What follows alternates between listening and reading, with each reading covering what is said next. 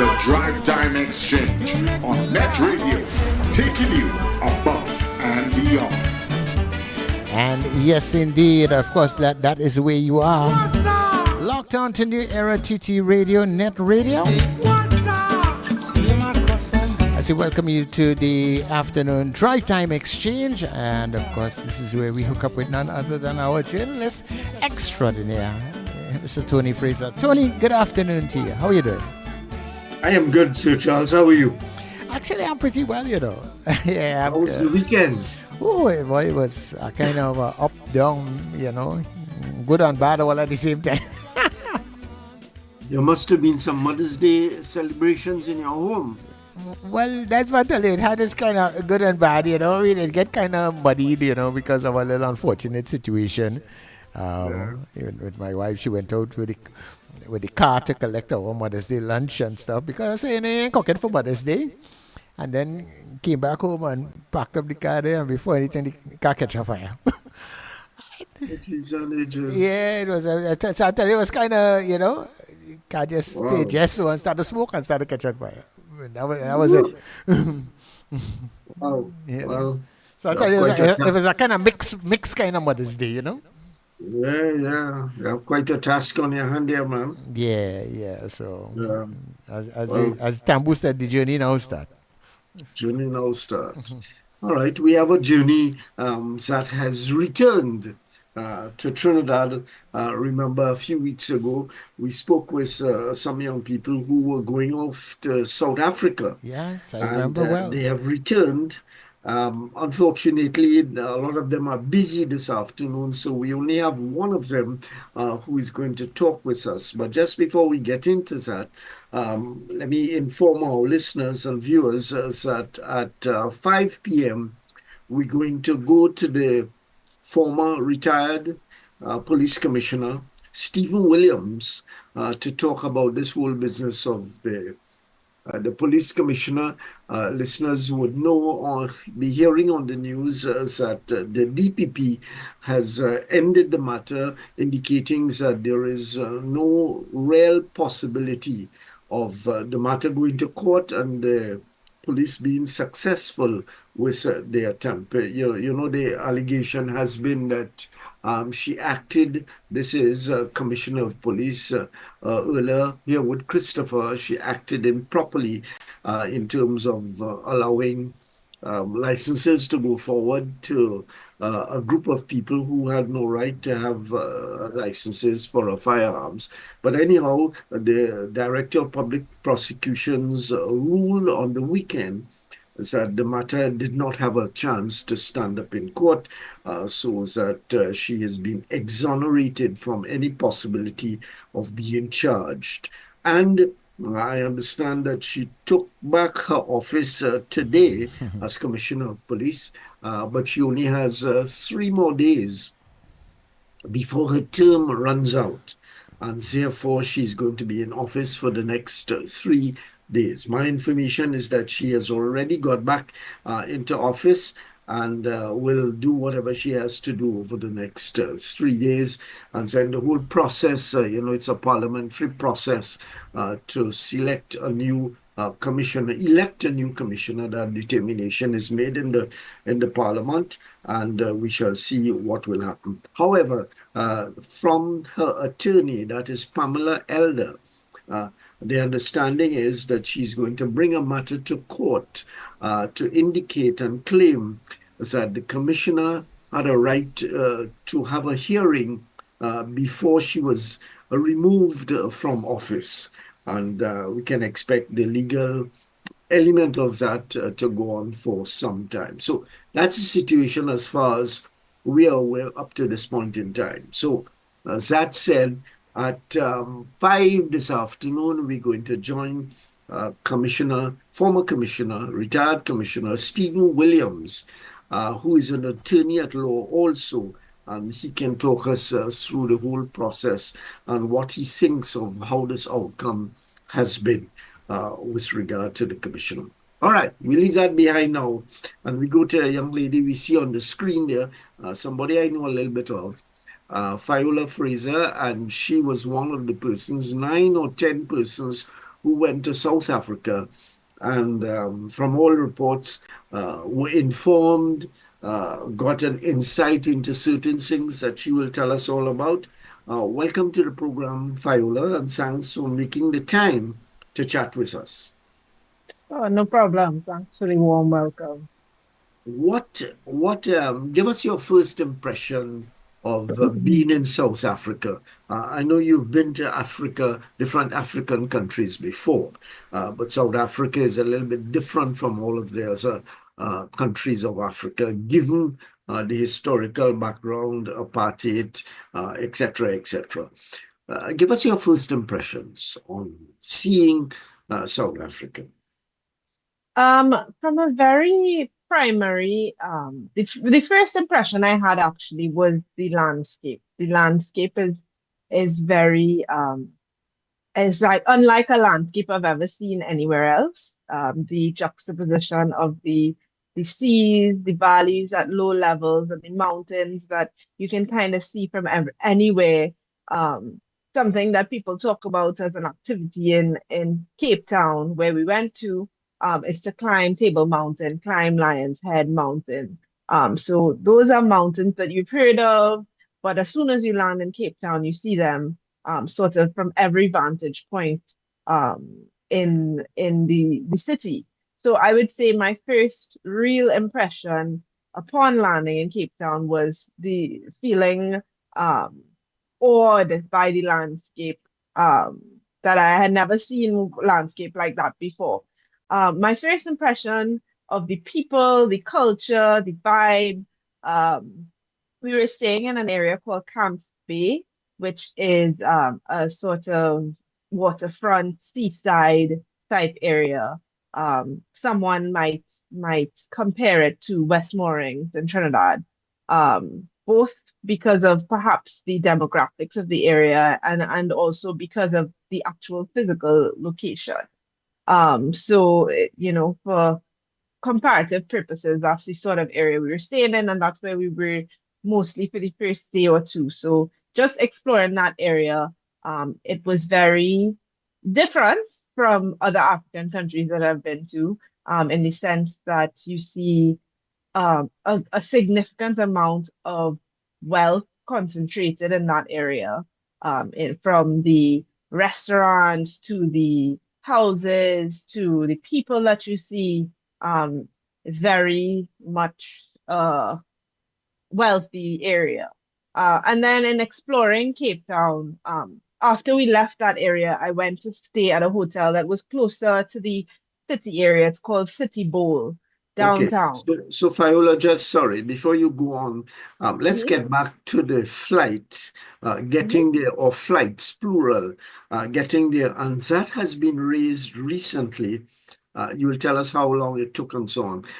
But that has been raised recently by the minister, the incoming minister of trade, because he's talking about trade between the Caribbean, Trinidad and Tobago, and Africa, noting that it takes 2 days to get to South Africa, and that can be a serious hindrance to trade.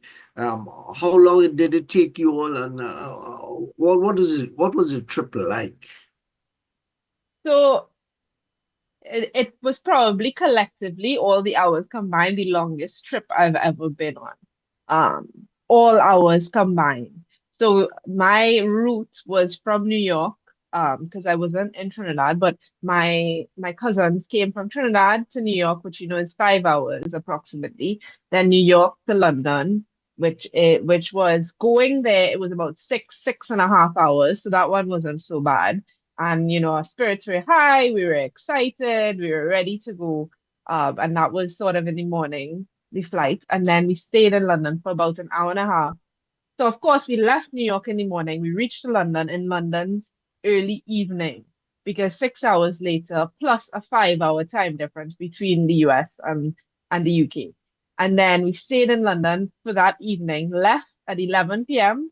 on in the evening from London, and then we flew 10 and a half hours to Cape Town. So what's funny is that I think that some people maybe felt that, once we hit the continent of Africa, we were close. But I think that going to the southernmost point in the continent of Africa, which is a massive expanse, um, I would say the majority of the journey was concentrated. So at least 7 hours we spent flying over the African continent. Okay, so Africa is not so small after all. It's not, and what's funny is I had just finished reading a book called Africa is Not a Country. So I think that kind of put that into perspective that it's a massive, massive place. And it's very true. Getting there and getting back, if there were more direct routes, I think it would be much more appealing for people to go to different countries on the African continent.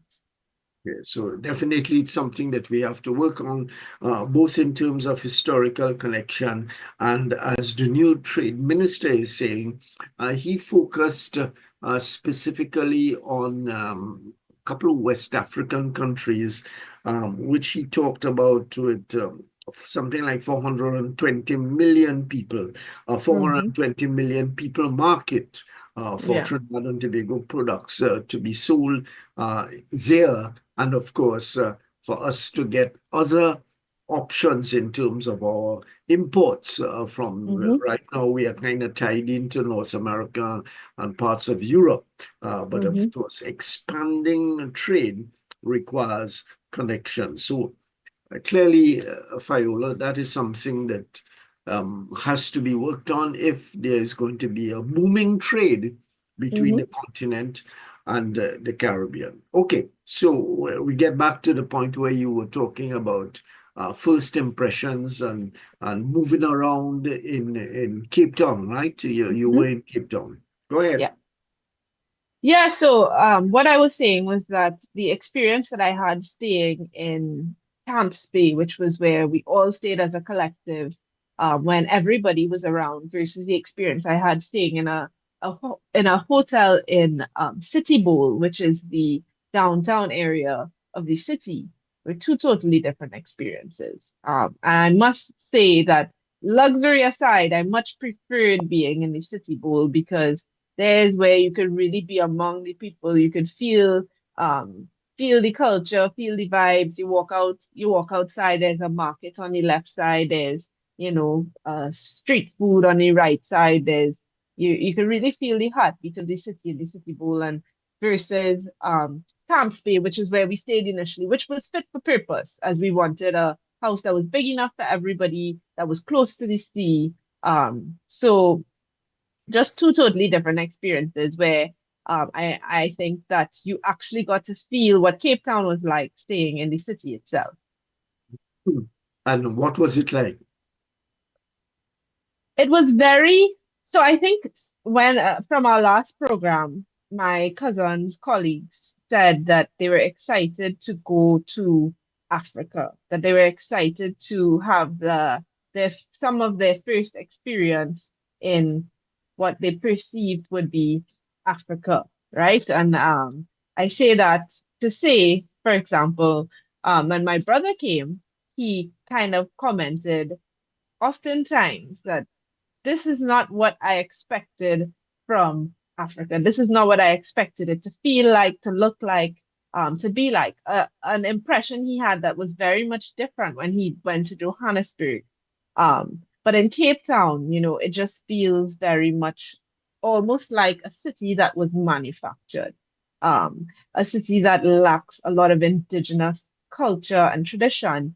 And that is because, from what we learned, a lot of the people who were there originally, who were part of the city located in areas such as District 6, were forcibly removed from their homes before and during the apartheid times and relocated to the townships, to the Cape Flats outside of the city. So the city itself feels very man-made, if you will, and it sort of lacks any identifiable, unique culture, in my opinion. So are you saying that that part of the city has not transformed to meet the reality of the end of apartheid in what, 91, sometime around that? So what's that? 35 years have gone by and that has not been changed? Yeah, so in my impression, I would say no, it hasn't changed. And we did a tour of Robben Island, which houses the prison where Nelson Mandela was held for many years.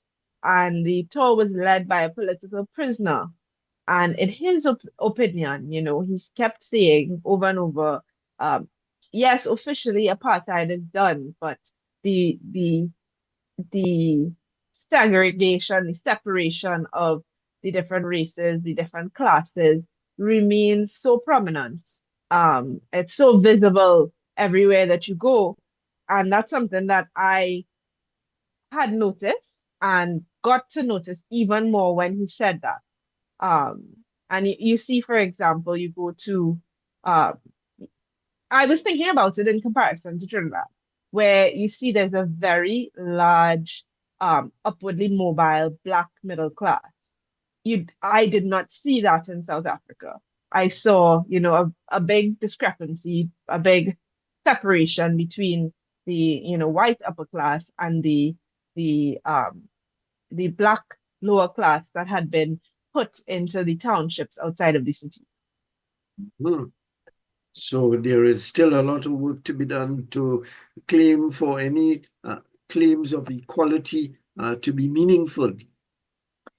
Yeah, I mean, and that's not really different from anywhere else, right? But I think it's very, tangible and visible in Cape Town. Mhm. What of the sense of apartness, the sense of hostility from the white Well, I will ask you about that subsequently. There are white South Africans, mainly people who came, the British and so on, and then there are the Afrikaners, the Dutch who came abroad, came from abroad and set up their own areas and so on. What of any hostility that you witnessed, experienced between I have to say, white South African of British origin and the local Black South Africans? Does any of that still exist? Did you see it in the newspapers, in the media, anything at all about that? Well, no, I can't say that I witnessed anything or saw anything or felt or picked up on anything. Um, I can't say that there was anything that I could tangibly takeaway, identifiably say that was a source of racism or hostility between the blacks and the white South Africans. Okay. But you talk about when you went to different areas where the blacks are. Tell us about those areas. You've said that, the kind of made up community in that part of Cape Town. Where Mhm. else did you go and experience blacks Um, their communities? so when we arrived and we were driving from the airport, our driver was very able to show us the townships on the side of the highway, which were originally called the Cape Flats, which is where they were removed and they were put. So essentially, when we went to a museum that sort of chronicled the entire event, what happened was one day these people who lived in the heart of the city, in the city bowl, in an area called District 6, woke up and were told, pack up your things because this is no longer your house. This is no longer your neighborhood, and you have to leave. So a lot of people's houses were by the next day were bulldozed, broken down, and they had to take up residence in the townships. Now, when we drove by the townships, they were mostly galvanized houses, houses with galvanized roofs, very small, very dilapidated. And next to those houses were some what we might call here HDC houses, which was government housing. Um, uh, that was woefully inadequate for the number of people who lived in the townships. But what our driver explained to us was that, it was an attempt by the government at present or the recent government to make up for this sort of um, townships that these people were forced into. But what happened is because so many of the people who live in the townships are disenfranchised, even if they were given one of these houses, they would leave the house, rent it out, just so they could have some sort of income coming in. And then they would live in the original galvanized roof townships. So, it's very clear, it was very apparent that the area that we were in, the area in Cape Town itself, is reserved, I would say, mostly for tourists, for the wealthy, and then the outskirts are for the lower class, the black people. Um, so there's very, very distinct areas for different people. Mhm. I mean, how did you feel about it? I was going to say that it must be a sad kind of feeling, but I wasn't there. So you give us your impression, how you felt Yeah. about where the blacks were, living. Yeah, I when people have asked me, what was it like? How did it feel? Whatever. I said, I don't think I've ever been somewhere where the history felt so palpable. Where you, as I would say, the vibes were off, the vibes weren't right, you know, and I say that in a kind of jokey way, but also in a serious way. Because you don't necessarily I didn't necessarily feel, at ease knowing that a lot of the activities that we were doing, a lot of the places that we were sort of built off the oppression of Black people. And the Black people, the South Africans, whose land it was originally, haven't benefited from so much of the activity that has taken place, don't benefit from so much of the tourism. Cape Town was recently named one of the best cities in the world. They don't benefit that much from that because, so many of the means are owned by these people who came and essentially colonized the land and took away all these opportunities from these people, right? So for me, it was kind of a disconcerting experience where I didn't feel, you know, of course I enjoyed myself and did all the activities and whatnot, but you almost feel like for example, when we go to a restaurant or whatever, a waiter, we felt so compelled, even if there's a service charge, just to give them a good and generous tip because not only were they so friendly and so helpful and all these things, but you just feel as though you don't want to go to their country and be pouring money into these restaurants that are owned by these white people or these vineyards or these places and not, bring up the people whose land, whose country it really is. Were you all able to speak with any of the Black South Africans that you met about how they feel about the change that has come over, the political change at least, meaning that the government is black now, the ANC, the African National Congress, is in charge. Were you all able to speak with them to get any sense of how they feel? No, I can't say that we spoke politics with any of the Black South Africans we encountered. No. And another thing is I will say that um, I think as Caribbean people we're very direct, very straightforward. We say what's on our mind.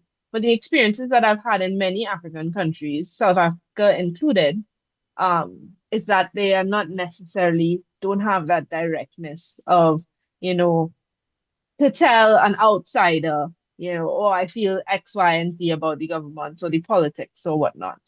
So the answer to that is no. Yeah. I suppose it's an indication of colonialism, slavery, colonialism, apartheid, and so on, still lingering in the air. And so I suppose people don't feel as free as they normally would, as you have made the comparison between people in the Caribbean who can say what they want to say. In fact, you sometimes have to beg them to stop talking. And Sorry. a funny anecdote just to add into that was that when we went to Robben Island, I think the recentness or recency, don't know what the word is, of the history was just really the most jarring part of it. And as my brother said, quite jokingly, but also quite seriously, is these people were being oppressed and thrown into prison for being black. And we was jumping up to Super Blue in the 1990s, So it's almost like such a juxtaposition of the two experiences. Um, and the fact that this happened so recently in many of our lifetimes. Yeah, yeah. So we are talking with FAYOLA FRASER, who is representative of a group of 9 to 10 people who went recently to South Africa to experience the country post-apartheid. And you've heard some of her initial comments. I'm going to ask her in a moment to talk about the Robben Island experience, in addition to what are some of the other major experiences of being in South Africa. So Robben Island, the place where Nelson Mandela and a number of his colleagues were incarcerated. I think Mandela's term was something like 27 years on the island. You all were able to visit the island. What are some of your impressions of it? Yeah, so a smaller group of us went to Robben Island because I think it was too troubling, perhaps for some others. But I think it's also very important to have experiences like that to understand the history. Um, and so we went, a smaller group of us, as I said, we took the ferry and we went across to Robben Island.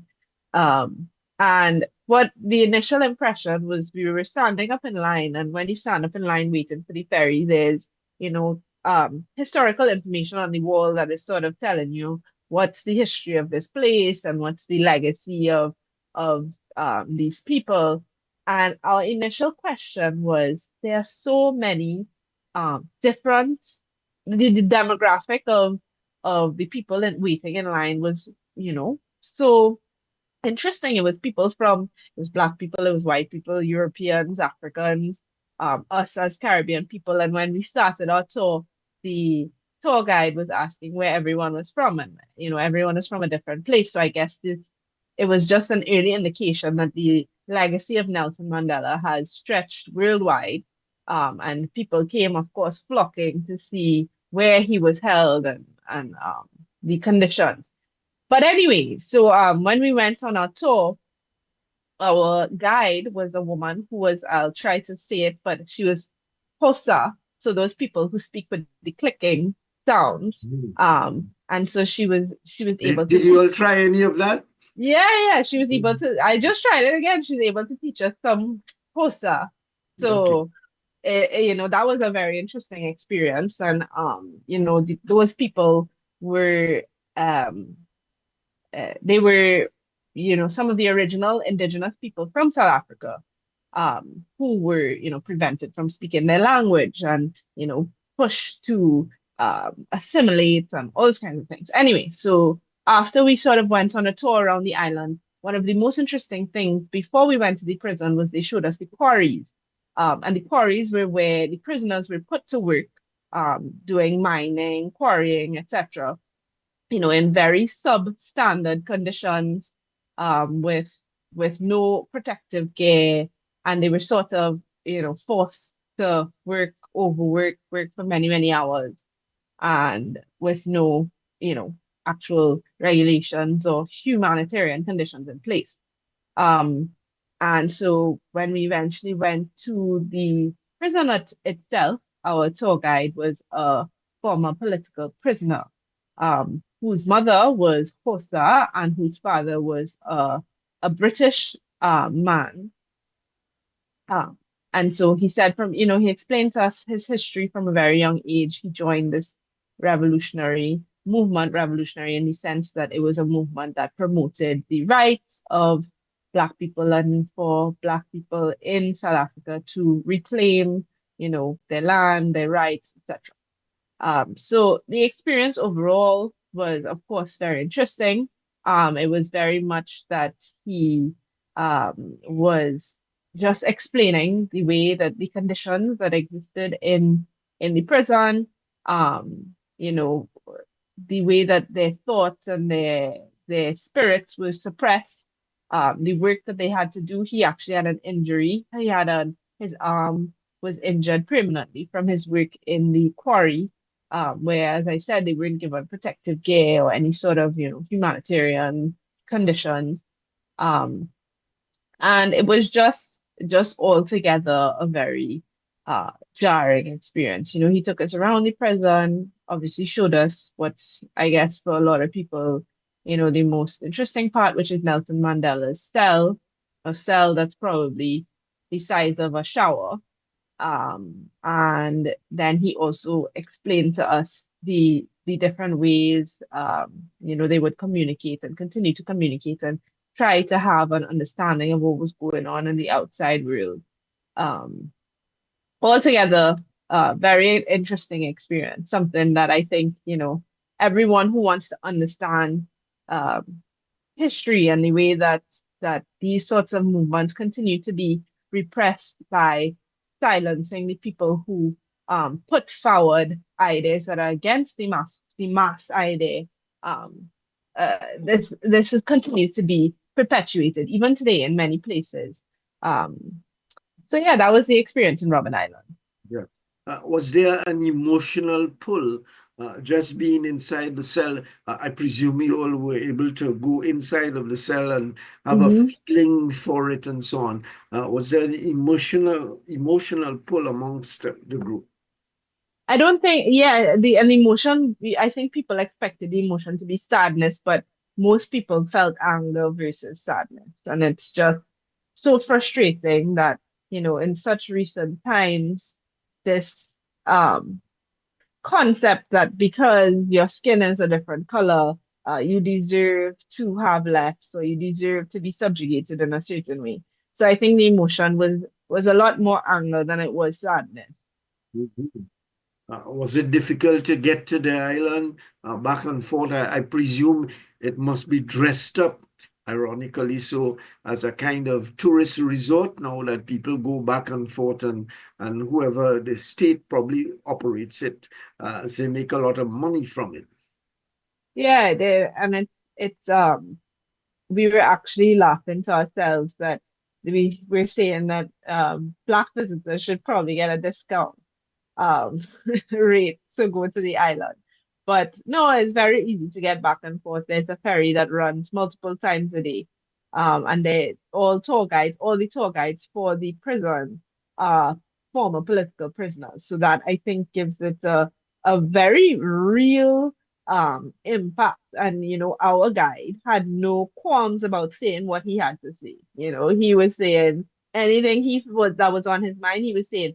And for him, what he said that was very impactful was he said that, someone asked, I think, how come you're doing this? How come you're reliving and rehashing your experience here every single day? And he said for him, this is his healing, telling his story and telling what he went through and hoping that more and more people understanding this will prevent this from being perpetuated. That is his way of healing.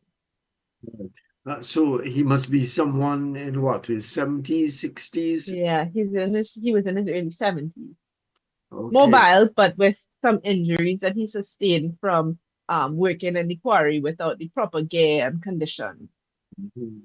So I presume all the quarrying work is done by now, and all the oppressive manual labor that went on in the period has Mhm. gone. Yeah, and he was showing us a lot of the walls in the prison that they built themselves. The prisoners were the ones who had to get the material, build their own prison walls, fortify themselves inside of the prison, really. Mhm. What a thing. Um, what was the feeling amongst the group of you all? What it was, 9, 10 of you all? Yeah, Yeah. so it was 9, 10 of us who went to South Africa, but only 4 of us went to Robben Island. Okay. Um, because the others, I think they felt that they didn't want to sort of, um, I don't know. Awaken any feelings in themselves? Yeah, perhaps, yes. Right. So, I think among us 4, we all left saying the same thing. We were very angry. And more so, we wanted to it's such a departure, as I kept saying, from what our experience was in the late 80s and the 90s, as Caribbean people. So, it was very much an awakening and very much uh frustration that this sort of thing was so recent.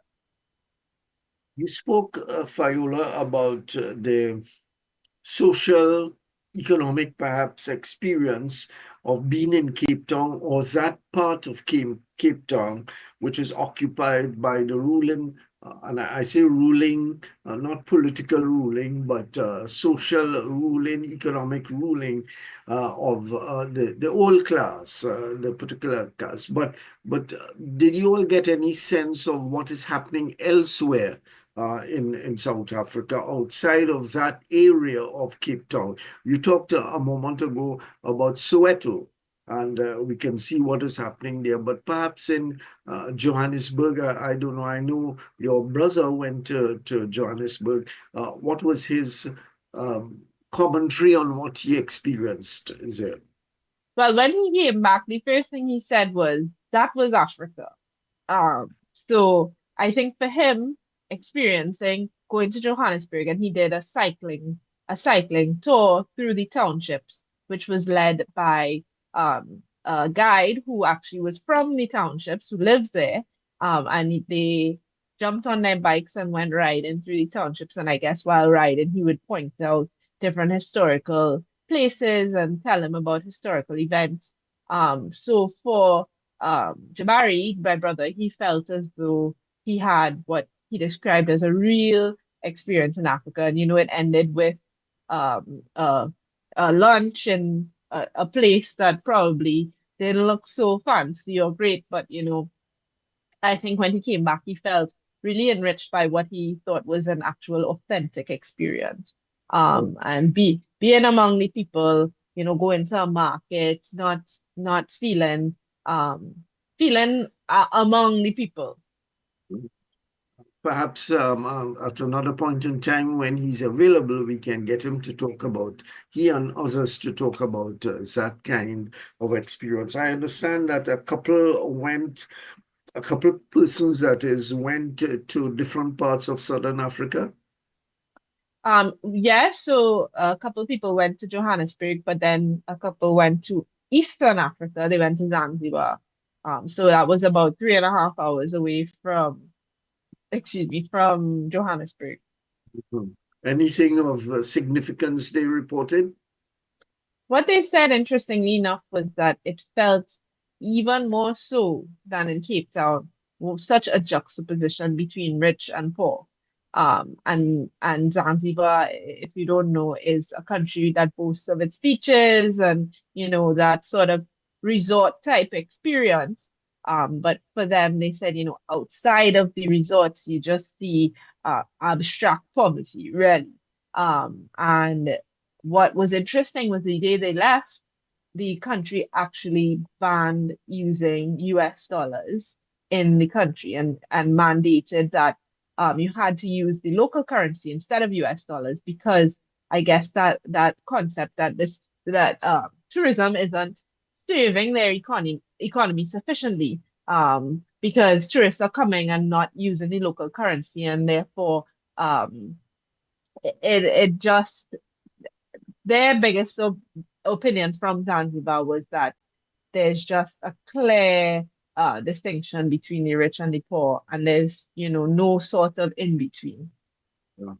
Very interesting. We know that there are growing cities and growing countries in parts of Africa which have modernized and are big cities. Hmm. You have been to a few of them, Hmm. right? But there remains, as you were saying, certainly in parts of South Africa, um, that kind of distinction between if you like, the well-to-do areas of Africa and those townships and villages in which, a whole lot of people, perhaps the large majority of people, still exist at basic levels. Yes? Yes, sir. I Yeah. think that in a lot of places I've been to, it does exist, but I will say, in Western Africa at least, you see um quite a bigger middle class. You see there's a lot more people who are, as we might say, regular people. And yes, there's the uber wealthy and there's the very poor, but there's also that buffer of, people who are regular people. How do you feel, Fayola, after the visit to South Africa? What are your feelings? Do you feel that you have left that behind you, or indeed there is much more to know and much more development in South Africa for the natives of South Africa, the Black natives of South Africa, that is? Yeah, I think that there is a lot more to know, and I also only went to one major city, right? I didn't even go to Johannesburg, and there's of course Durban, Pretoria, all those other major cities that you hear about that I didn't go to. So I think that there's much more to know, perhaps, about what exists outside of Cape Town. And Cape Town is very much a, shiny, buffed up city that is made for tourism and made for tourists. So you'll find any kind of cuisine, you'll find, those experiences, beach clubs that tourists might want to have. You have, the everything you can do it as a tourist. So you want to climb Table Mountain, you can hire a guide and the guide will take you up, or you can take a cable car. If you want to go to the beach, you have beach clubs, you have all those things you can do. Um, so I would say that for me, the more that there is to know is about um what exists outside of Cape Town and also you know, what the sort of plan going forward is. What are the next steps for the non upper class, non-wealthy people?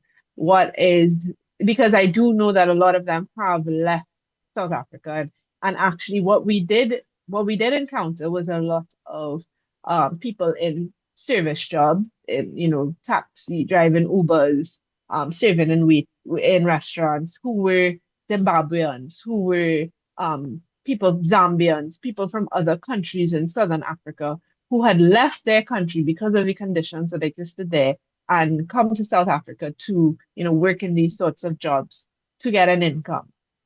Mhm. Um, and for them, they had still, you might meet people from, for example, from whatever country who sort of integrate into the society. But for them, I think because the country doesn't necessarily have a strong Black identity, for them, they retain their country identity. They are very much Zimbabwean, they're very much Zambian, they're not South African, because I think, in their opinion, there's not much South African to be.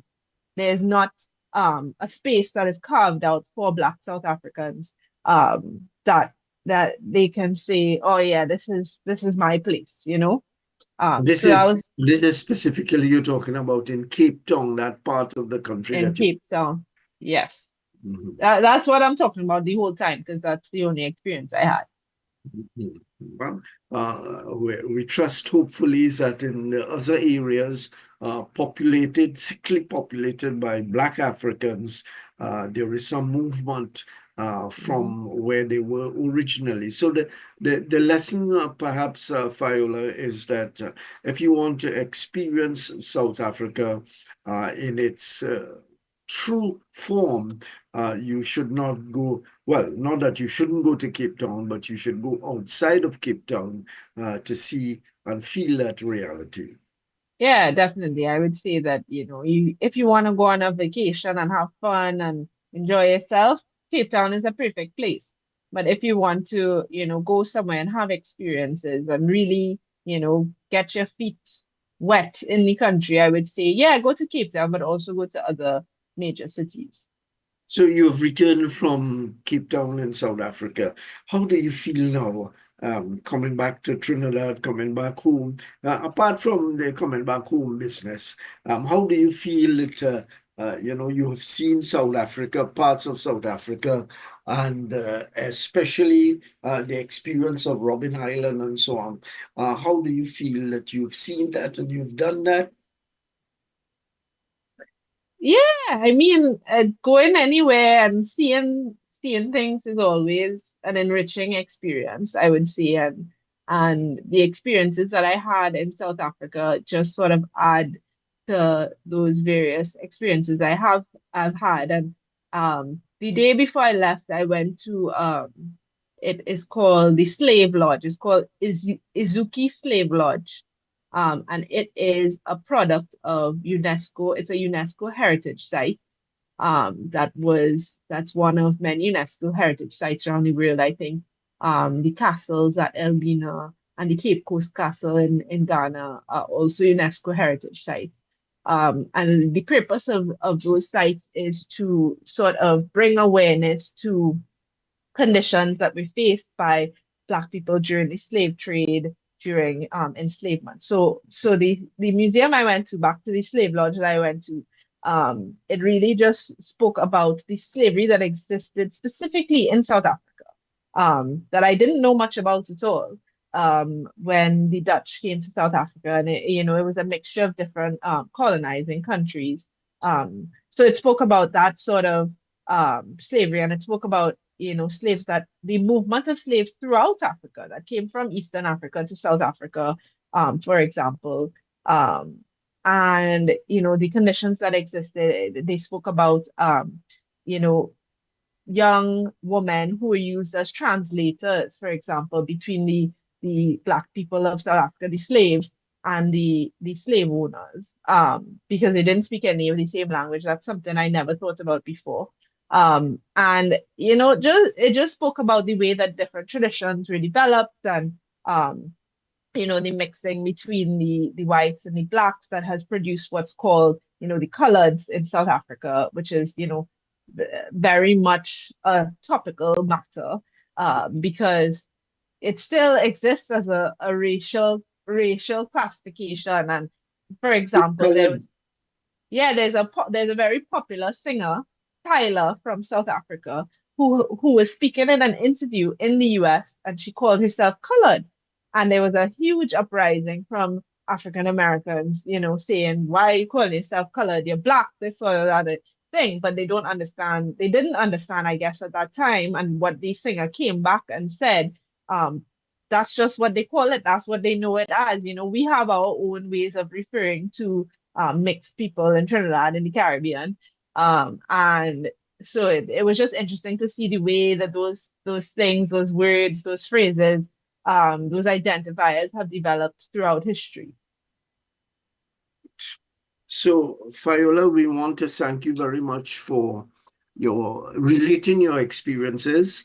Maybe at some point in time, you will get your colleagues when they're available to come and share, especially those who went into Soweto and experienced that kind of life there, to come and tell us about those areas. So thank you Okay, again for no coming problem. and chatting with us. And well, I can't say I'm going off to South Africa because 24 hours flying will probably be the demise of myself. It was So almost my demise. yes, so I'm not planning to do that at any point in time. Thank you very much again for chatting with us and giving us your experiences. All right, nice. All right, Sir Charles. So that's it for this part of the program. As indicated at the top, we are going to go to an interview now with the former police commissioner, Stephen Williams, who is also an attorney. And we're going to talk about perhaps the biggest news item of between yesterday and today. And that is that the Director of Public Prosecutions has, what is the right terminology, has ended the possibility of a case charge being brought against the Commissioner of Police, earlier here with Christopher, and according to the DPP, Roger Gaspard, there was little hope, no chance really, of the charge being successful against the Commissioner. And the follow-up to that is to drop the matter completely. And the Commissioner has returned to her office this afternoon, as reported to me by some reporters who were at the scene themselves. And she went into office. There are 3 more days before her term concludes officially.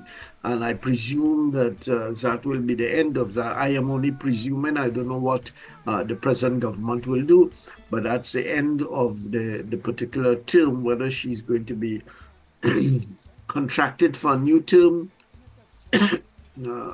nobody knows at this point in time. But what we know is that her lawyer, excuse me, Pamela Elder, is bringing a matter to court to indicate that the Commissioner should have been given an opportunity to say her piece before she was removed from office back then. So, Chalo, check in the waiting room to see if we have Mr. Williams with us just yet. If not, Yeah, well, I've been looking, but I haven't seen him as yet. I don't know if you want to shoot him a call or play your song in the meantime. well, he knows he's a policeman, and I'm sure that, well, he used to be a policeman. He'll be prompt. And this time I asked him to join us at 5 o'clock. So we just take a little break, perhaps play a little music, and wait for him to enter into the program. And we come back in a moment to chat with Stephen Williams. Okay. You make me smile when it's your time.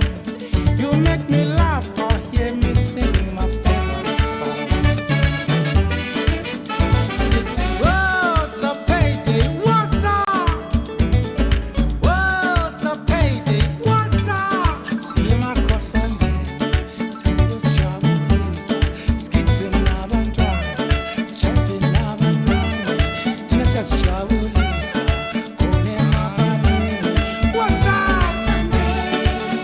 I say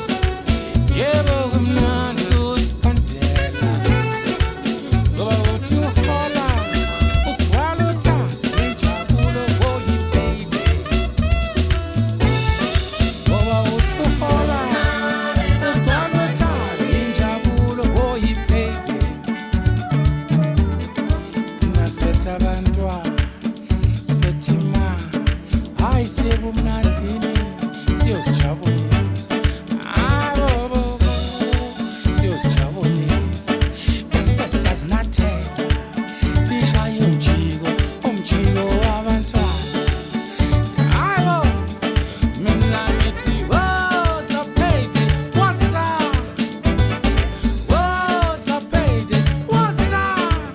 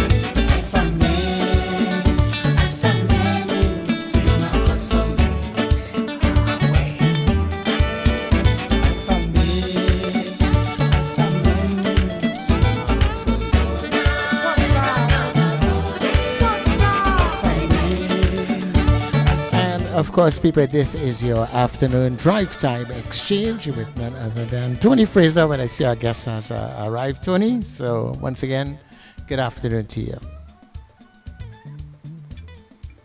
I think you're muted.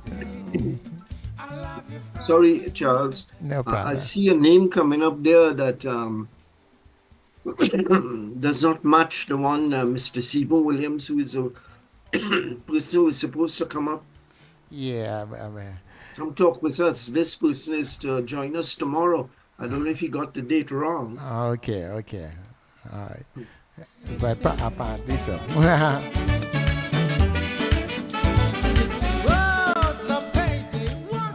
Well, let's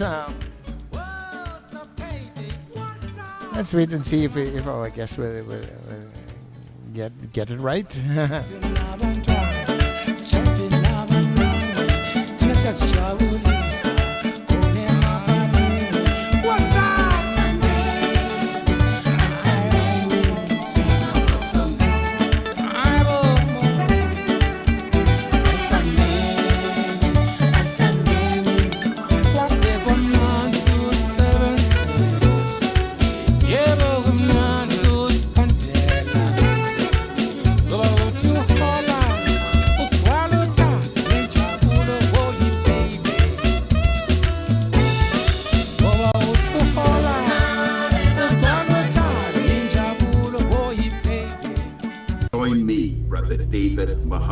Every Tuesday from 6 p.m. to 8 p.m. here on New Era TT Radio, Net Radio, Powerful Radio. Join me to hear knowledge, wisdom, and understanding. Tuesdays, 6 p.m. to 8 p.m. here on New Era TT Radio, Net Radio. People often think about wellness in terms of physical health, nutrition, exercise, weight management, etc. But it is much more. Wellness is a holistic integration of physical, social, emotional, spiritual, intellectual, financial, occupational, and environmental state. Join our host, Terry Ann George, a health coach, author, mediator, and CEO of the Institute of Health and Fitness, as she discusses 8 elements with several professionals within the various dimensions of wellness. So let's kick burnout to the curb for good. Join Terry and George for Dimensions. Fridays at 11 a.m. on New Era TT Radio, Net Radio.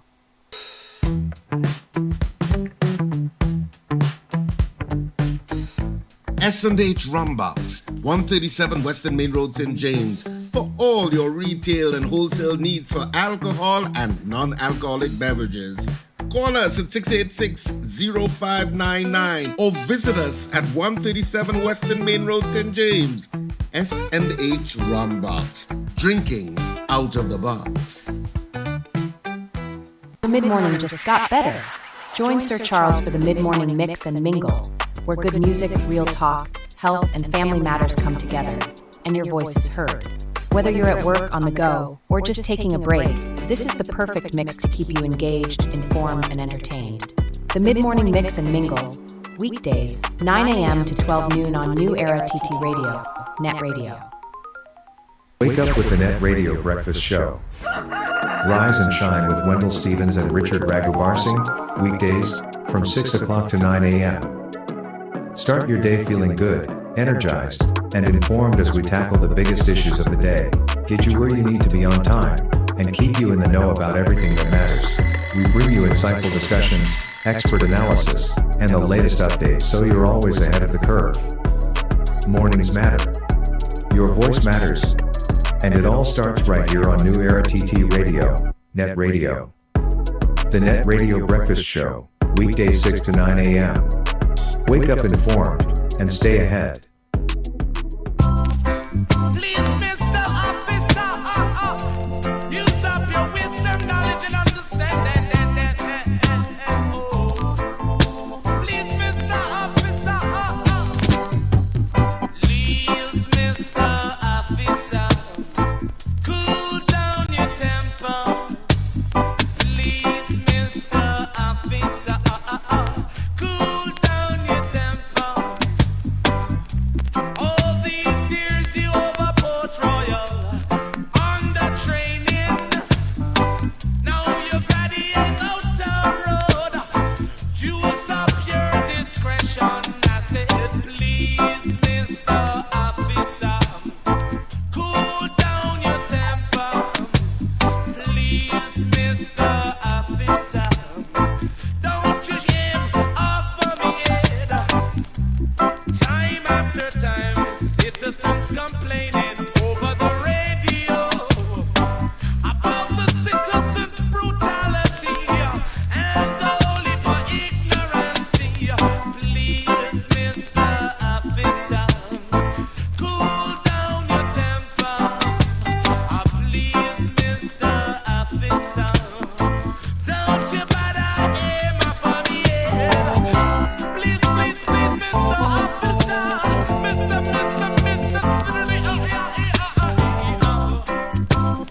Oh, Mr. Officer. Seam color red, seam color blue. Be careful what you do, cause the people love you, yeah. Please, Mr. Officer, cool down your temper. Please, Mr. Officer, don't you really hear my family? Use your discretion. Don't you look no reputations. The citizens complain over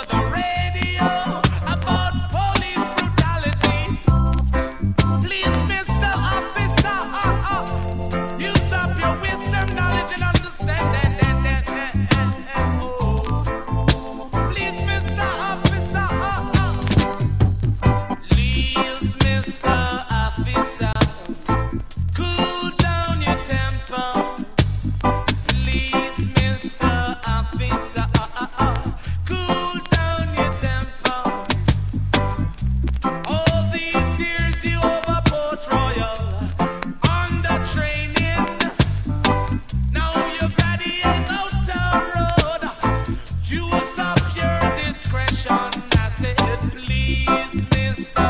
Officer, cool down your temper. Please, Mr. Officer, don't you aim off of me head.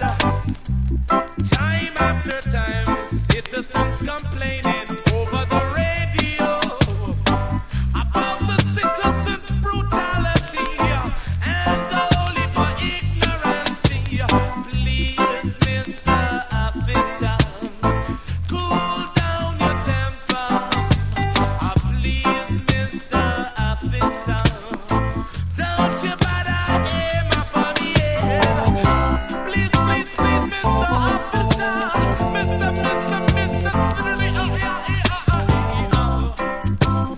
Oh, Mr. Officer. Seam color red, seam color blue. Be careful what you do, cause the people love you, yeah. Please, Mr. Officer, cool down your temper. Please, Mr.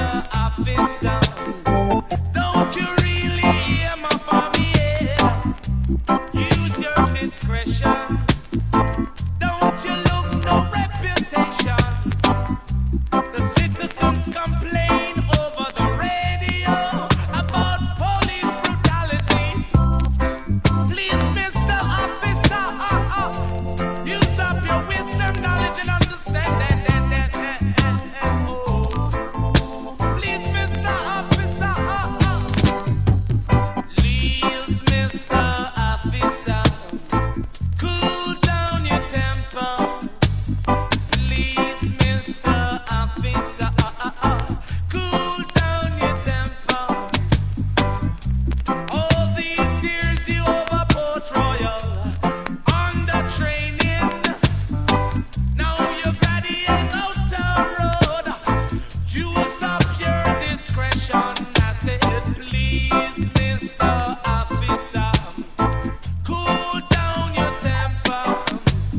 Please, Mr. All right, so we are inside a little late, but as I say, better late than never. So, Tony, good afternoon to you once again. Yeah, good afternoon, Charles.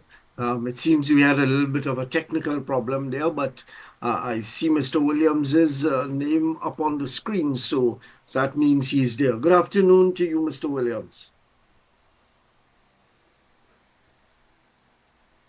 Yeah, you're muted, Mr. Williams. You need to unmute your mic.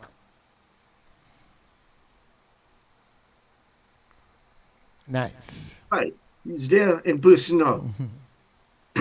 Sorry about the technical difficulties, sir. And very happy and glad that you accepted the very, very late invitation to come chat with us. It struck me that we should do something about it. And I called you and you very willingly agreed to come. So we're talking about Stephen Williams, who is a former commissioner of police and an attorney at law. And we all know about the situation today. The situation on the weekend when the DPP, the Director of Public Prosecutions, literally dropped the case, saying that there was no possibility of success with regard to misbehavior in public office by the Commissioner Earler Herwood Christopher. And we know all about that matter, about guns being allowed into the country, and some claim from the brass in the police service that the commissioner was at fault in doing it, and there was an arrest and questioning and all of that, and we have heard much about that. So we have invited no better person to talk to us this afternoon about all of that. Stephen Williams, former police commissioner and attorney at law. And if anybody knows anything about these two matters and these two institutions, it is Stephen Williams. So thank you for joining us this afternoon. And let me ask you at the outset to, if you like, give our listeners an appreciation of what transpired, what you can, of course, you were not there directly, but from your knowledge of procedure and all of that, what transpired with the arrest and the questioning of the police commissioner? Okay, well, as you would have qualified it, I wasn't there, so I'm relying on some of the information which would have been in the public domain, which at this point at this point in time is not refuted. So I accept that that is the case. Um, it would seem to me from the information which is in the public domain that the police service was conducting an investigation into the circumstances of an approval granted for the importation of two rifles. Um, People describe it in whatever way they want to describe it. The description is in relation to two rifles. At the end of the day, there may have been some difficulty in proceeding with the investigation in light of the commissioner sitting in office and the investigator being, in simple language, subordinate to the commissioner of police. So I can't say if there was not sufficient cooperation by the commissioner or not. But at the end of the day, you do not necessarily need the cooperation of an individual if you suspect them of any wrongdoing. So that is well known, and that's why generally persons who are involved in criminality retain their right to silence, and you when you caution them, you're basically telling them of that right. And therefore, investigation requires that you unearth the necessary evidence to establish a case. On the face of it, and reading what the DPP has put into the public domain, it seemed to me that they had reasonable suspicion that the commissioner could have misbehaved in office. They were not at the point of having sufficient evidence to establish that case. And they proceeded to arrest the commissioner, which is a very irregular thing, because you would want to, the highest office in the police service, you would want to arrest the commissioner when you have sufficient evidence to prosecute the commissioner. What is obvious in this matter, there was not sufficient evidence to prosecute the commissioner. And we have had what flow from that a whole period of time. The commissioner was detained for seemingly 2 days, and she was in custody for 2 days, then released, the standard 48 hours type detention, and she was released, and they continued to investigate this matter, and this is not a murder.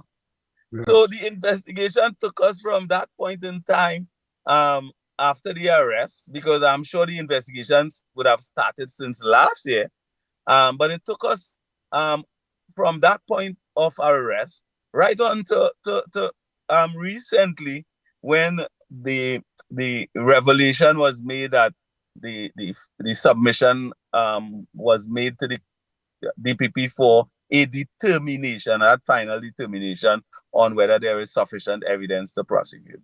And we all know the DPP did in fact release that there was insufficient evidence to prosecute the commissioner for any offense, including the offense of misbehavior in public office. Yeah. So, Mr. Williams, let's go back a little bit to clarify something what you are saying. Are you saying that it is okay to investigate the commissioner or anyone else for some suspected crime or misbehavior in office, but surely in the instance of a commissioner of police, you would have to have substantial evidence before you move to arrest the commissioner for questioning. Is that what you're saying? That is exactly what I'm saying. This is most irregular, that you would arrest on reasonable suspicion without sufficient evidence. Mm-hmm. And the fact is, something needs to be pointed out, is that the DPP gave the police service, whoever the investigators were, additional time Yes. to find the evidence, and still, in his opinion, the evidence wasn't substantial. So is that an indictment on the investigative capacity or procedure of the officers who led this investigation? I would say a serious indictment against the investigators.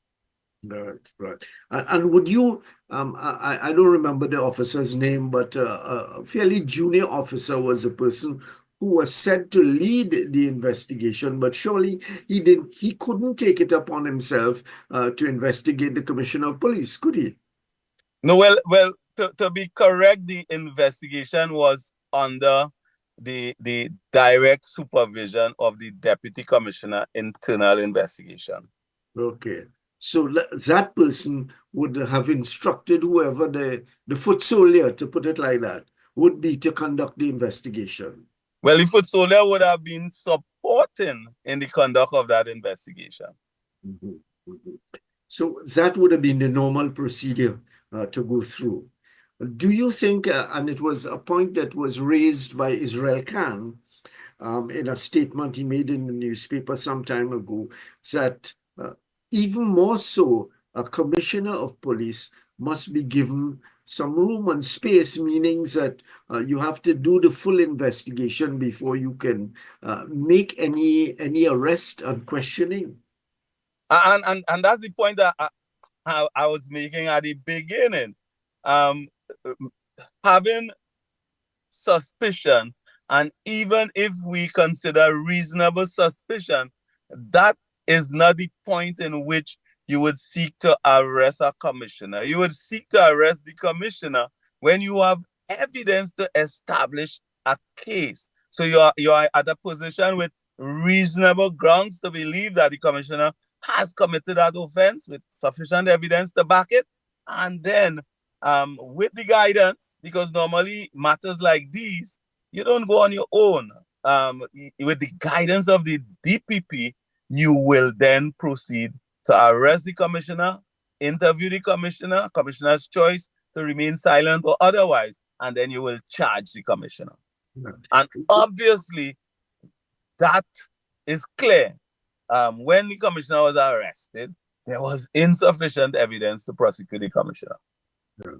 So we are talking with Stephen Williams, who is a former commissioner of police and attorney at law, and we are talking about the whole episode around, which is well known, around the arrest and questioning of Commissioner of Police Herwood Christopher, and all of the matters involved. I don't know if you've heard, Mr. Williams, but the latest I heard is that the commissioner is back in office. It is said that she has 3 more days before her term comes to an end, and therefore she went back into office today. I got that from a reporter who was at the scene. I can't testify to it myself, but that is what has been reported by the media in the circumstances. What I've been told also is that her lawyer, Pamela Elder, is bringing a matter to the court with regard to the failure to have the commissioner say her piece or have a representative, an attorney, to make a representation for her before she was removed from office. I think that determination was made by the Police Service Commission, and so that matter will be heard in court at some point in time. Let's go back, Mr. Williams, with regard to this whole matter of the police arresting the commissioner. As I understand it, the Constitution makes provision for the Director of Public Prosecutions to agree surely to this kind of arrest and questioning and so on, to allow the police before they get involved in it. I don't know if that was done, I am not too sure I read or heard anything about whether it was done, but is that the normal procedure? Well, a matter like this, it will in fact be required for the police service, whoever is in the police service leading this investigation, to engage consultation and seek the guidance of the DPP as you seek out the necessary assessment of the evidence that you possess. So the determination is generally not made by an investigator to say, well, okay, I am satisfied I have sufficient evidence. A matter like this, they will consult with the director of public prosecution. I do not know at what stage they consulted with the director of public prosecution and what guidance and advice that they got. So I can't speak to that. But I'm saying the normal practice, right, is that you will engage the director of public prosecution, where a matter involves a senior officer like the commissioner of police. If you're satisfied that you have sufficient evidence to make a case out against that individual, you will consult with the director of public prosecution for his guidance and advice. So that I don't know, we are guessing because I don't know if you know, but I am guessing that that contact was not made with the DPP before the arrest and the questioning of the commissioner. Is that a logical assumption on my part to make? Well, well, you could make whatever assumption you want, but I will not make the assumption because I'm unaware, and the DPP did not, in his release, indicate in any way at what stage he was engaged in that process. Yeah, but I would think it quite unusual for a junior police officer to make a determination to arrest the police commissioner before, consulting with the DPP and indeed consulting with his or her seniors in the service who may have made the order in the first instance. Well, you keep on speaking about that junior police officer, but that investigation was under the direct supervision of a senior police officer, a deputy commissioner of police. You can't want it higher than that. After the deputy commissioner is the commissioner. Yeah, I am saying the junior because when the matter broke, however many months ago, an officer was named. I don't remember the person's name, but his rank was low, I don't know, corporal, sergeant, or something like that, who did the actual physical thing. And I'm suggesting that he must have been instructed, driven by a real senior officer. Is that a logical kind of conclusion to come to? Well, it is factual. It's factual because throughout this process, the deputy commissioner of police was in fact, quote unquote, the lead in this matter, supervising this investigation.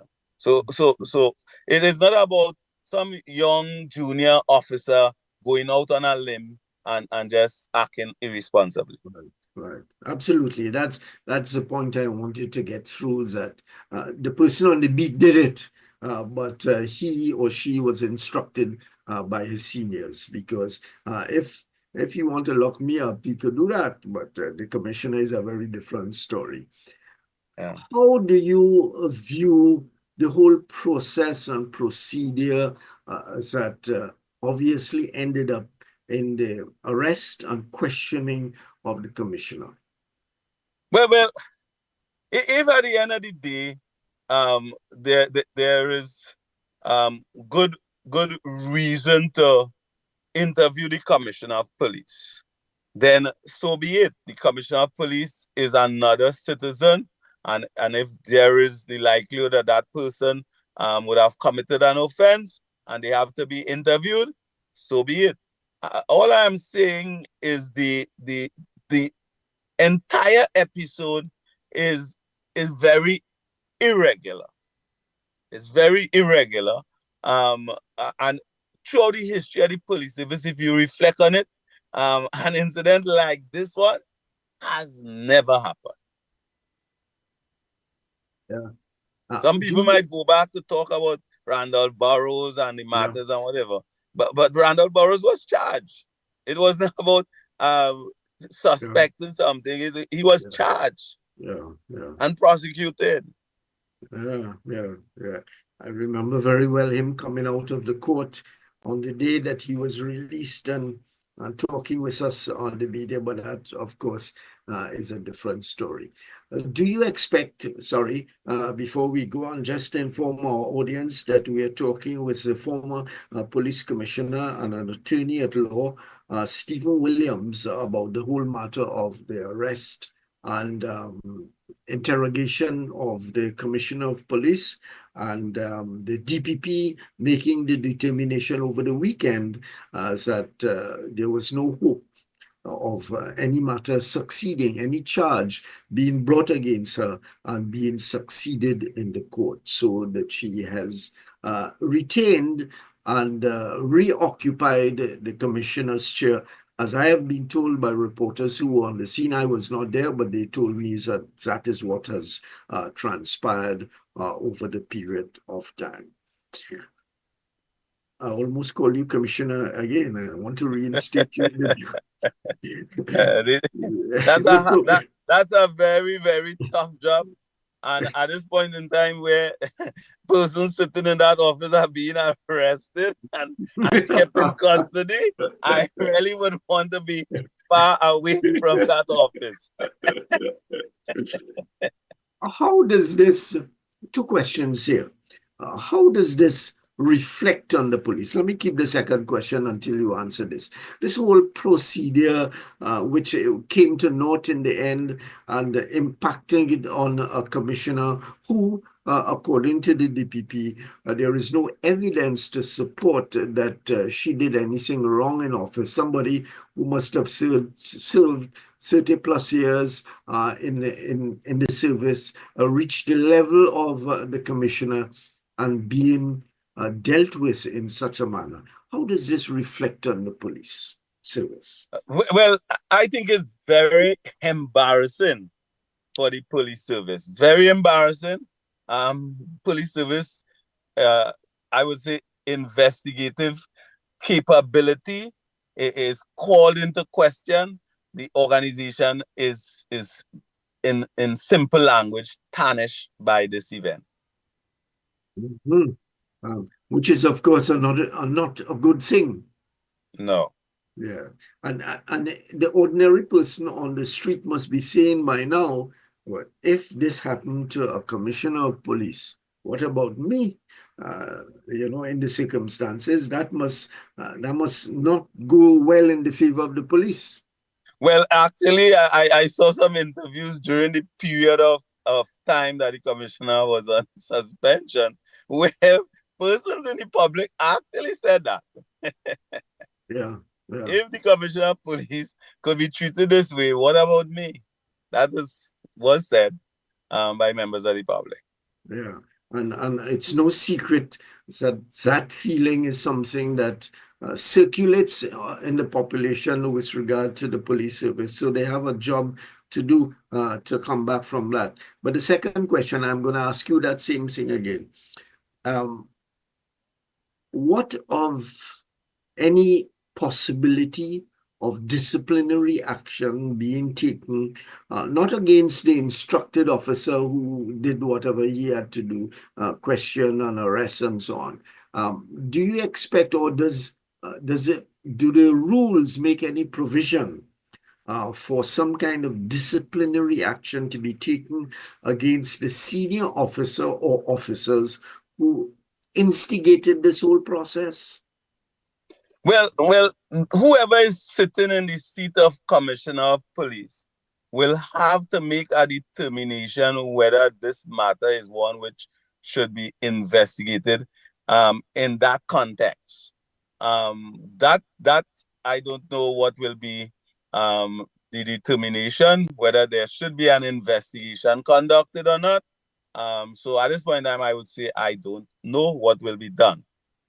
But is it possible, given the rules and procedures of the police service for such a bad determination, putting it in normal language, to be investigated? Is it possible technically? Technically, yes, it is possible. Okay. And would you venture a comment as to whether you think it should be done? I would stay away from venturing that comment. All right. You're no longer the commissioner, so therefore you can't make a determination on that. Yes? Yeah, but you know, and sometimes when you operate, I generally operate in I call it two capacities. I operate where I am looked at in a particular context, somebody who led the police service for 6 years, which is the longest period within what we can call the police service recent history. Yeah. And I look at things from the other side as private citizen Stephen Williams. So sometimes private citizen Stephen Williams would make a determination. Is this something that I would want to venture a comment on? And then I'll say yea or nay. And in this particular instance, that is where private citizen Stephen Williams comes in and says, no, I wouldn't want to venture a comment on that part. I would want to share my views, my professional view positions on the matter generally. But then when I bring in private citizen Stephen Williams, there are times when he will be guided. But do you think that an investigation with the possibility of disciplinary action of one kind or the other will be good for the service in the circumstances? Here is a clear boo-boo on the part of the senior ranks of the service taking such an action. Should we just forget it and say it was unfortunate in the circumstances? Let me put it this way. If I was sitting as commissioner of police, I would have gone into the domain of seeking to unearth any wrongdoing and make that the base to go forward. If we determine no wrongdoing, then that is put behind our back and we seek to build the image of the police service going forward as a professional organization, ensuring that we improve the capacity of our investigators so that they can in fact perform in the manner in which the country expects and in the manner in which the organization can be judged as being professional. Okay. At another level, the same kind of question, really. Will it be good for the police service to have that investigation go forward as a matter of public relations? And I don't use public relations in the sense of a cheap flowery kind of thing. I'm talking about the relationship between the citizens of the country and the police service. Do you think that there is a need for, in addition to whatever investigation that may go on, that some effort is made to enhance the relationship between Citizen John and the police service? Well, I would give the answer that I just gave, because this question is basically similar in content to the one posed before. So the answer would be basically the same that I just gave. I'm trying to be a lawyer like yourself now. No lawyers come to the issue from different kinds of positions. Yeah, but you would say that that would be the same thing. Yes. Yeah. How do you feel as someone who led the police service, and I don't know how long you spent in the service, must surely be 30 plus years. 41 years. 41 years. How do you feel about an organization that you served in for 41 years, led for, you said a moment ago, 6 years? How do you feel about this organization getting embroiled in such a matter with the head of the police service at the center of it, and at the center of it as a victim? Well, I feel pain. Simple language, I feel pain. It has hurt me as a person who would have spent 41 years in the organization, led it for 6 years, have served in the executive of the organization for 12 years. That is no mean feat. For me, I still feel an obligation to assist the police service. Today, let me share with you. Today, I was in police admin building doing a presentation to the senior officers on leadership. I presented there on the request of the acting commissioner. Last week, I was there again where I presented on leadership to the executive of the police service. I feel an obligation. While it is not a legal obligation, I feel a moral obligation to continue to do everything possible to assist the police service as it goes forward.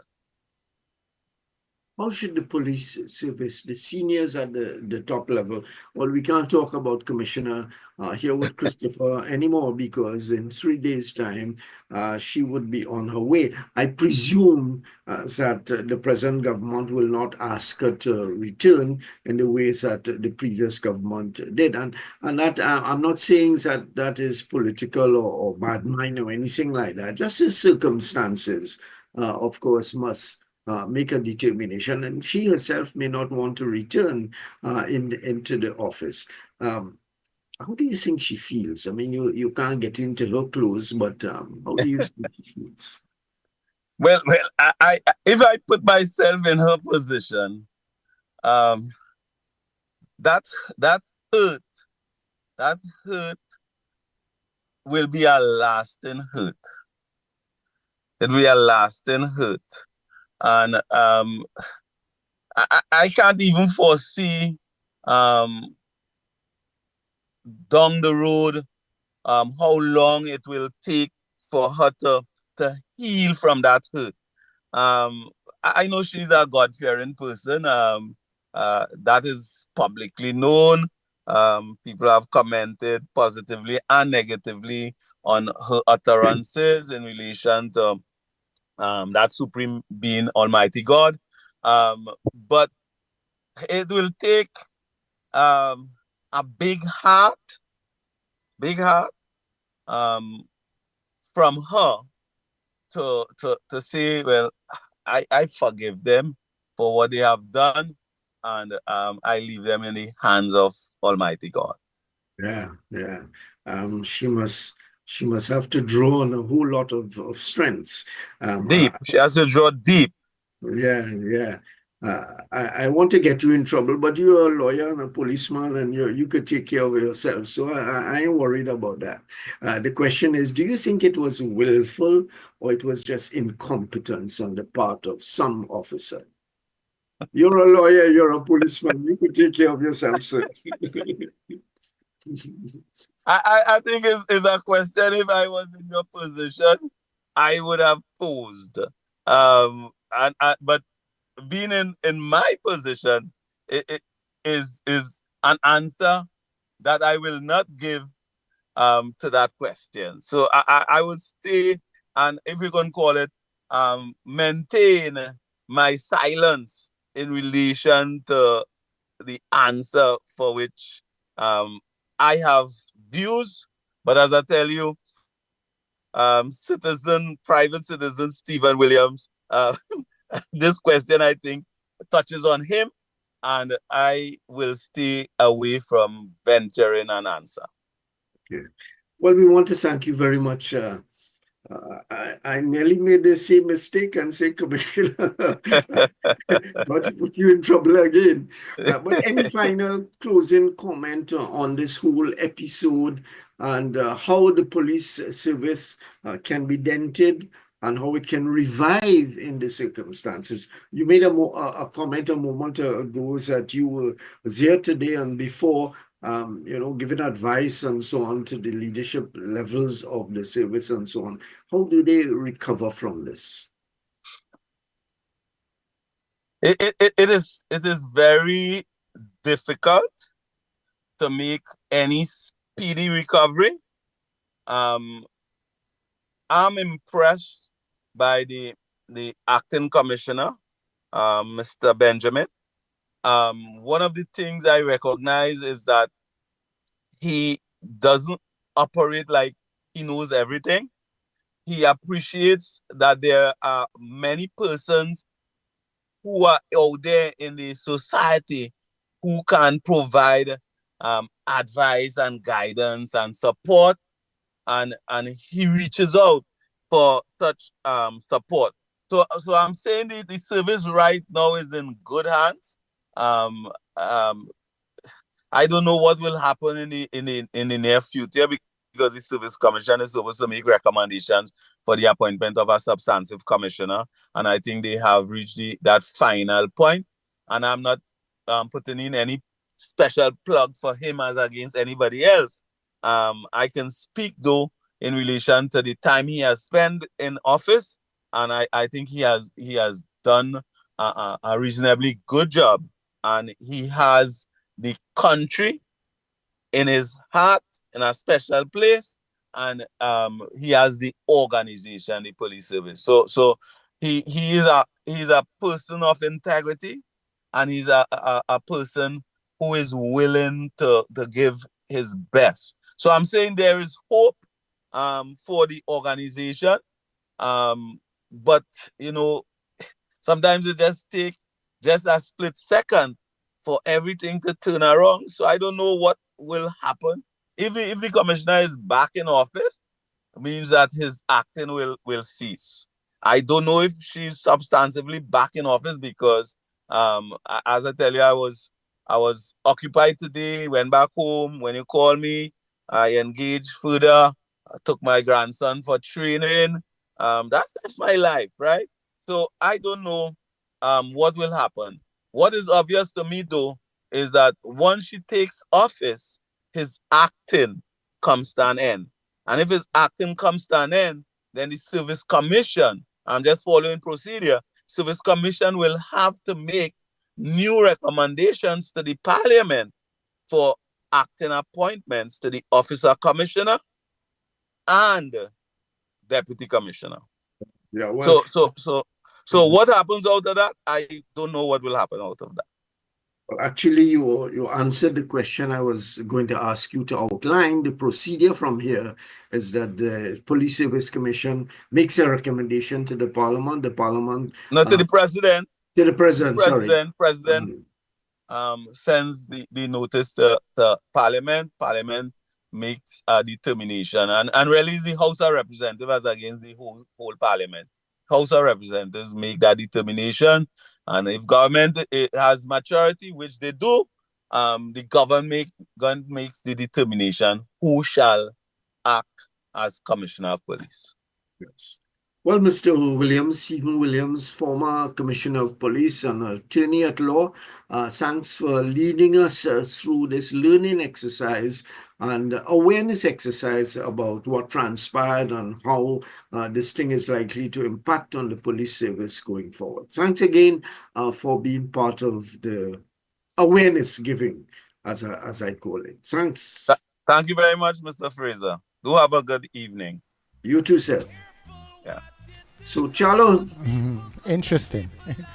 Interesting, they're coming down the road. A lot of learning there. Yeah. And a lot of good advice from Stephen Williams, former Commissioner of Police. And as you know, we're talking about this whole matter with the Commissioner of Police, Hereward Christopher, resuming I don't know if there's another technical term for it, but resuming her stint as the police commissioner. It's been reported that she has 3 more days left in her tenure as the commissioner. We know that she is over the age 62. I see reported in the newspaper that she was given an additional term and another term, etc., etc. And with the change of government, it is highly unlikely, even perhaps with the same government, given all that has happened, she is quite unlikely to be given another term. And of course, she may not even want to be there again amongst people who obviously treated her badly in the Very much so. circumstances. You know what As, is as the, Sorry. sorry, What is interesting there, and probably should have asked Mr. Williams that. Seeing that it's just 3 days before her official retirement, what would really make her want to go back to take up the post for 3 days? What is there to be finished up? Is it like maybe a pension situation? What it is? No, well, her pension would have gone through in the sense that she had her pension put aside for her when she got to 60. She must have even got her pension by now. I don't know the lady business, but remember the pension goes up to her age of 60, Right. and the rest was a new appointment, a kind of freelance appointment. I don't want to reduce it to that, but her service that she would be entitled for the pension ended at 60. Yeah. And I'm just going on the basis Yeah. So of logic. with that, and you're going back for yeah. just 3 days. So is it that because it's just to show, so that the record show that, she was cleared and she went back to work, even it was for 3 days, and, and then she goes away? Because Yeah. it's going to create some movement now. Yeah, it's a matter of her finishing her term.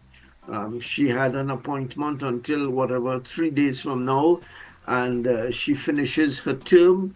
And I suppose it could be that the Police Service Commission may come in and say, well, you don't have to serve the rest of your term. But it would also be wise, and I'm sure that her attorney, Pamela Elder, would have advised on this. You have 3 more days to serve, go and do it. Don't walk away from the job, because they could charge you after the fact for not fulfilling your contract, 1 year, 2 year, whatever it is, that had to be finished. So it's a matter of procedure, I suppose, and it would be left up to the Police Service Commission to say, well, you don't have to save your time, as it were. She has 3 more days on her contract. Remember, she's a contract employee now. So she has the 3 days to serve on her contract to finish the contract and ensure that she gets whatever is coming to her at the end of her contract before she departs into the purpose sunset, I think it is. But as the former commissioner has indicated, and as I am sure that all of us would know, Sir Charles, this thing will weigh on her mind for a long time. Yes, it will. Yeah. Yes, it will. Imagine that you've done no wrong according to the DPP, but yet you were dragged through this business and humiliated in the worst possible way. Some junior officer questioning you about XYZ. And as the former commissioner has made the point clear, that the junior officer was really carrying out the responsibility given to him, or her, we don't know who it was, by his seniors, to go and arrest and to question the commissioner of police. It would be completely out of his place to have done that on his own steam, as it were. He had to have the instruction of his bosses. And then you had the situation, as I'm reading this morning, as the DPP was saying that, the charge or the complaint was brought by a member of the SSA, and it's in my mind, I'm wondering, okay, so does that take precedent over who can bring charges against a police commissioner. Well, interesting. I'm sure that matters will continue on that basis. But according to what the DPP and indeed Mr. Williams made clear, that yes, you can investigate the police commissioner. You can investigate the prime minister, the president. I was going to say the president. I'm not too sure of what the constitution says about the president being investigated. So I leave that for the moment. But surely you can invest the prime minister, the minister of national security. You can investigate, but to go ahead and arrest before you have substantial evidence. And that's the nub of this thing, Yeah. Sir Charles. Fine to investigate you. There's a complaint, there is something that has been raised and so on, and you investigate the matter. But before you arrest this sitting commissioner of police, you have to ensure that you have hard rock evidence to substantiate such an action. And that is the part of the thing I don't understand, Tony, because even the DPP making his statements, when he was basically saying, well, yeah, you had enough to arrest, and but not enough to reach the threshold for charge. I find something is wrong in between there. Yeah, absolutely. Yeah. And as the former commissioner has said, and as I have said myself, we are not too sure as to whether when they went to arrest, they had got the permission of the DPP. Because if they had, then it would be the actions of the DPP to be taken into question. Because, Charles, what the Constitution allows for is the police to do the investigation, and when they think they have sufficient to make a charge, they go to the DPP and say, we have XYZ. Should we proceed with the charge? But the law allows them to arrest and question. But as has been said by a whole lot of people, when that is the police commissioner, you have to be careful. Yeah. Yeah. If it's a prime minister, sure, you can do that. Prime minister is not above the law. Yeah, but and for that reason alone, I think that there should be some measure of discipline coming down the road. That should not just be left that way. Somebody has to be held accountable, because you can't just go on and tarnish people's image and because of whatever it is. Yeah, this lady must have served 35 plus years in the service, and this is how she ends up without any serious evidence that she did wrong. That can't be fair. I'm sure her attorneys will make no bones about it and will ensure that she gets the kind of compensation that is required. But that doesn't help your inner feeling. Yeah. So, Chalo, it was good to have the former commissioner with us for an extended period talking about this matter, and we look forward to see what is to happen into the future. Now, tomorrow, we're going to talk tourism in Tobago specifically, and we have a panel consisting of Dr. Oliana Poon, who is an economist with a special focus on tourism. And she is also I don't know if she still continues to be a hotelier in Tobago with her own property.